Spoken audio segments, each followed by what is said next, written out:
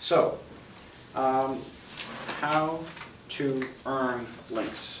A lot of times this process of getting links is called link building.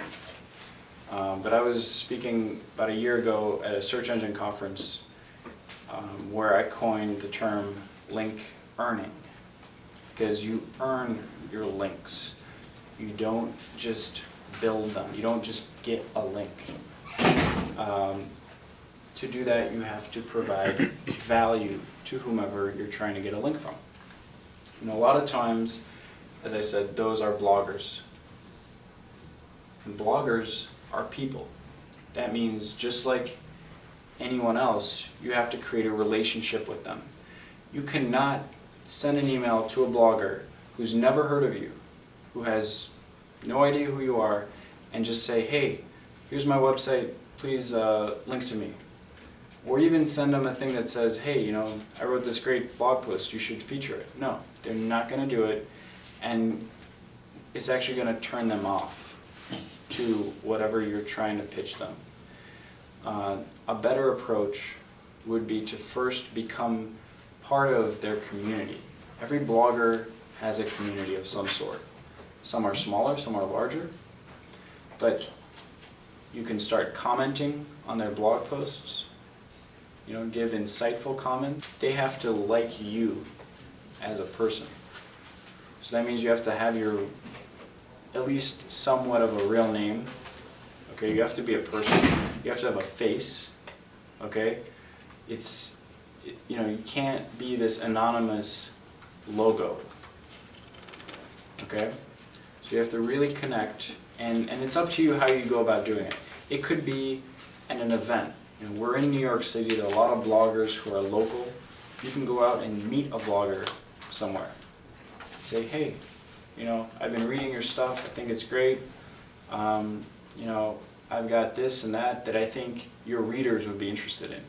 You have to put it in their terms to say, why would you want to write about me? But definitely don't start out talking about yourself. Next is business directories. So as I mentioned, those are pretty straightforward. Anywhere that you have, just Google any one of your competitors, Google their phone number, for example, Google their address, search for their address, you'll most likely find all the places they're listed in. That's an easy, you can just check that right from the start. That's a quick thing to do. Just get that out of the way. Next is traditional PR. Traditional PR over time, and I mean already, is evolving into this category of SEO. Us as a company, Blue Fountain Media, we've actually hired a PR person. It was my recommendation to say, hey, let's go get a PR person, because they know all about creating relationships with journalists. And journalists write articles in really important papers that have really great websites.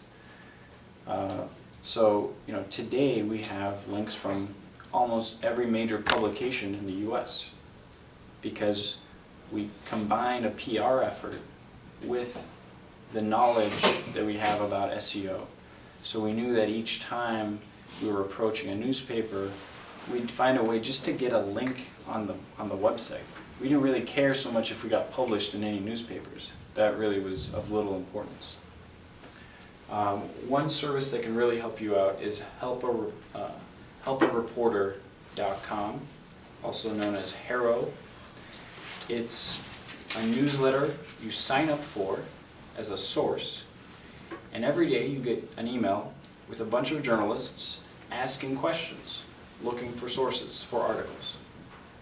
A lot of them might be irrelevant, but every few days you'll probably come across at least one journalist looking for someone that is very relevant.